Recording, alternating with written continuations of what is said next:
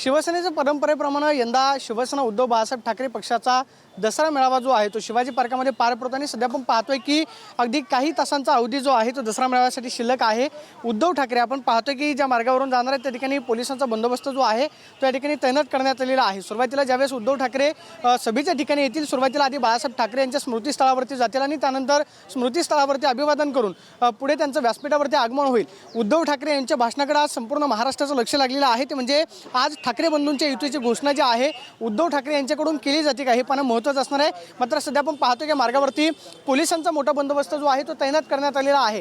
ज्यावेळेस उद्धव ठाकरे या ठिकाणी येतील त्यावेळेस आपण पाहतोय की फक्त व्हीआयपींना या मार्गावरून एंट्री जी आहे ती दिली जाईल। आपण पाहतो की दुसऱ्या बाजूला या ठिकाणी व्हॅनिटी व्हॅनची व्यवस्था जी आहे ती सुद्धा या ठिकाणी करण्यात आलेली आहे। आणि उद्धव ठाकरे आज दसरा मेळाव्यामधून शिवसैनिकांना काय संबोधित करतात हे पाहणं महत्त्वाचं असणार आहे।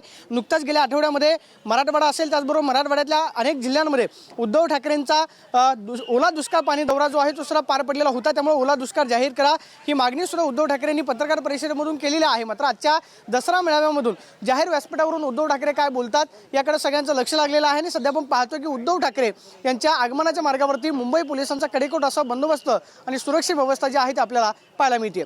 Camera person Krishna Sonavi, Pradeep Kapse, TV9 Marathi, Mumbai.